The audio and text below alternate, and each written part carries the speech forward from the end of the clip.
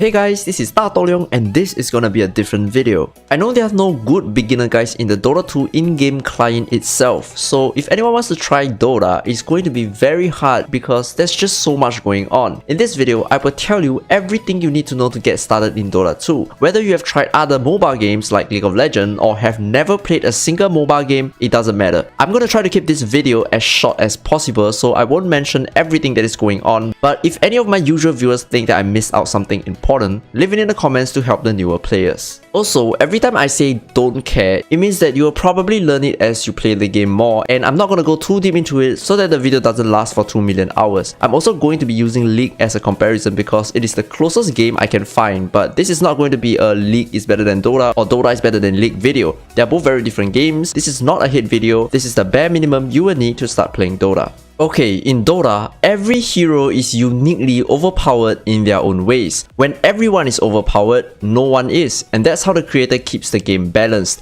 Every single hero is free to play. There are no pre-game skills you need to select or emblems you need to level up. Every game is a new game, every hero can be countered by another hero, every combo can be countered by another combo, and the only thing that you can bring from your previous game is knowledge. This is a free game, so nothing you buy can change the game, but it does make you feel good playing the hero. So what do I mean by overpowered? There are heroes that can prevent you from using items and spells. There are heroes that can stun your entire screen. There are plenty of global spells that allow you to kill heroes all over the map. There are heroes that stop time, heroes with 10 different abilities. This is an explosive game and there are a lot of fights, battle and war to be won. You will also see hero combinations that makes the game exciting to play, like a wombo combo lineup, or a everyone buff one call and dive the fountain lineup, or a global kill you across the map lineup, or even an all-in death push lineup. But before that, let's get started on the very basic. When you're selecting a hero, I would recommend choosing from the low complexity hero pool so you will get the feel of the game, then you slowly work your way up to the more complex hero. If you want to know more about these heroes, you don't have to queue into a game to test them. You can try them out in the demo mode. If you want to try on cosmetic items, you can do so here too.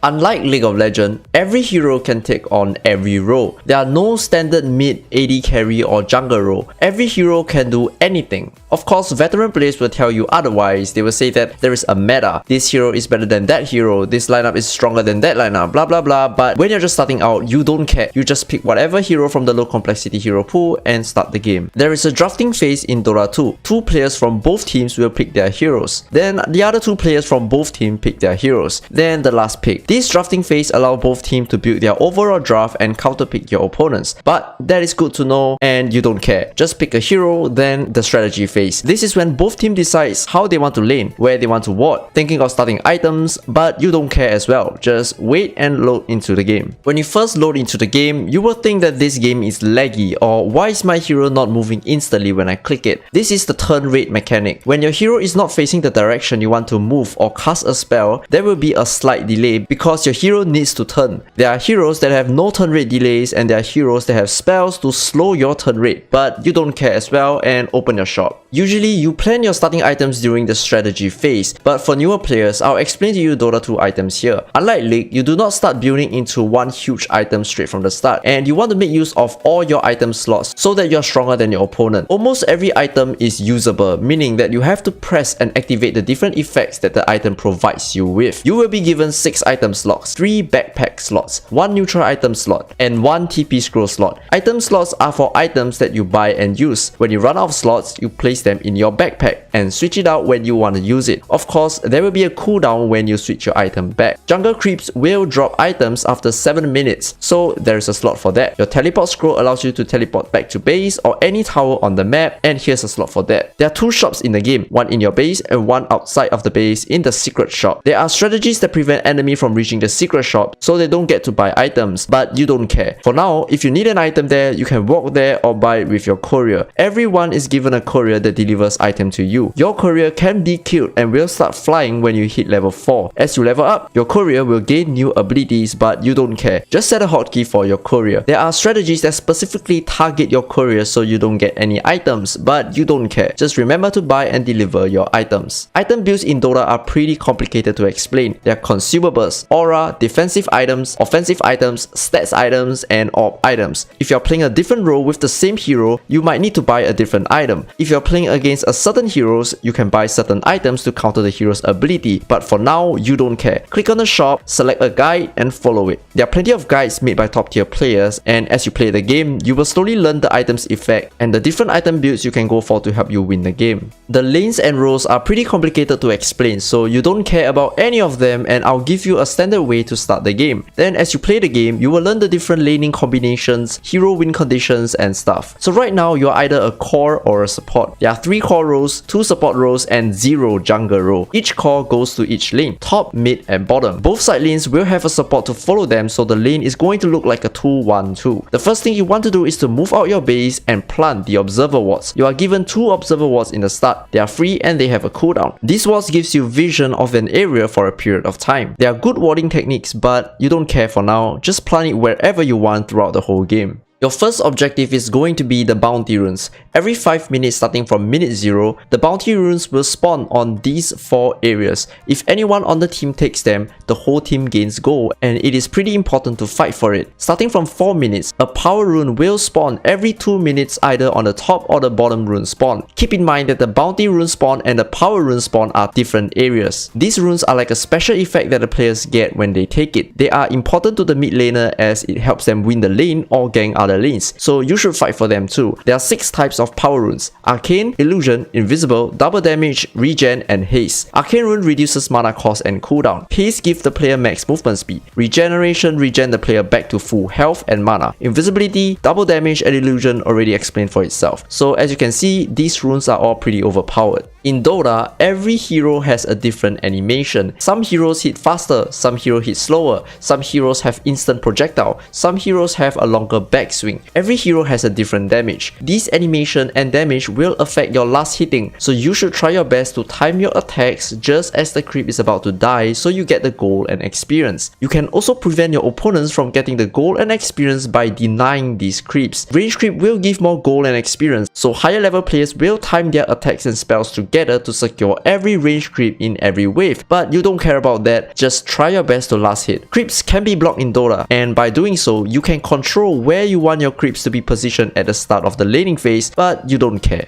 Vision, however, is not that complicated and is pretty easy to understand. There are day vision and night vision. You see more during the day and you see less during the night. Certain heroes see less during the day and see more during the night. Certain heroes reduce your vision, but you don't care. You will know it once you play against these heroes. Every tree is a fog of war. You are not invisible, you are just in the shadows. If the enemy have no ward and you hide behind a tree, the enemy can't see you. There are also high ground and low ground, and they are pretty easy to recognize. It is always advantageous to be on the high ground because you have more vision, and if someone were to attack you from the low ground, there is a 25% chance to miss. High ground are usually choke points as well, meaning that the terrain is narrow and it's easy to die if someone is camping on the high ground. There are also cliffs. Cliffs are terrain that you cannot get up there unless you use a certain spells or item to get up there. Most people place their observer walls on the cliff, and you can do the same for now. Invisibility is a huge part of the game, so it is important to know. There are spells, items, and runes that can turn a hero invisible.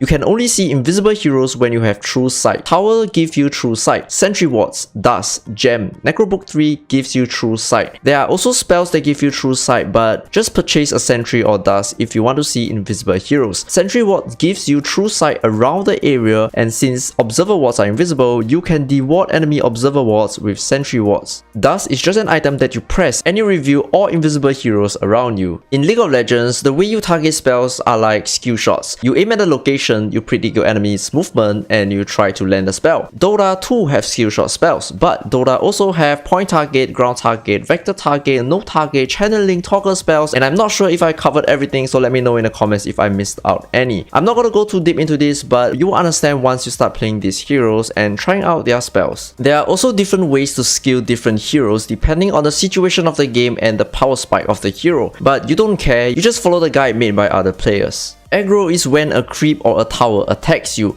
This is a little bit complicated, so I'll give you what you need to know and you can figure out the rest yourself as you play the game. When you attack a hero under their own creep wave, the creeps will hit you due to aggro. When you attack an enemy hero under their tower, the tower will hit you and you might just die to the tower. You can transfer the aggro to your teammates or the creep wave by clicking your teammates or creep wave under enemy tower as well. This will give you more time to kill a target under the tower. There are more advanced ways to use aggro, but you don't care. Actually, if you do care about anything that I ask you to not care, you can check out my videos or any other videos on YouTube. Let's move on to damage. In Dota, there are physical damage, magical damage, pure damage, piercing damage, siege damage, spell damage, HP removal, instant kill, and I'm not sure if I missed out anything, so if anyone wanna elaborate further, you can leave it in the comments below. For now, let's focus on physical and magical damage. Physical damage gets mitigated by armor. Right clicks are physical damage and can be mitigated by armor and evasion. Evasion is when you miss an attack. Magic damage can be mitigated by magic resistance or spell immunity. Certain spells pierce a spell immunity, but for now you just don't care. Just be aware of physical and magical damage, armor, magical resistance, and evasion. Everything else, don't care. Roshan is like the boss of the map. You kill him, you get an Aegis. You kill him again, he drops Aegis and cheese. You kill him more, he drops Aegis, cheese, Aghanim shard, and refresher shard. But you don't care about any of those. You just have to know that when you kill Roshan, it drops an item that gives you an extra life. The goal of the game is to kill the tier 1 tower, tier 2 tower, tier 3 tower, break the racks, and eventually win the game by taking down the ancient. Apart from towers that you want to push on the map, there are also outposts. Radiant and Dire both starts with an outpost. You can capture the outpost once you break the tier 2 tower. It is like capture the flag or something. The more players click on it, the faster you capture it. The outpost will give the whole team experience every 10 minutes, so you want to capture it near every 10-minute mark. Just like a tower, you can also teleport to your outpost, and the outpost gives true sight as well. So here's the basic summary of the game. Of course, this is without any advanced strategy or hero combination. This is just the basic flow of the game. Game start, move out of base, plant ward, fight for bounty runes, go back to your lane, farm 4 minutes, support fight for power rune and reward the river, 5 minutes, fight for bounty rune, 6 minutes, fight for power rune, pressure the lanes and try to take a tower, hit level 6 for ultimate ability, take a team fight, take more towers, take outposts, take Roshan, go high ground and win the game. That should be everything you need to know to start playing Dota. If you have any questions, leave it in the comments. If you think that you want to add more value to this video and teach newer players, you can leave it in the comments as well. If there's any changes to the game, I will probably make another video. Thank you for staying to the end of the video. If you enjoyed it, do hit the like, share, subscribe, and turn on the notification, and I'll see you in the next video.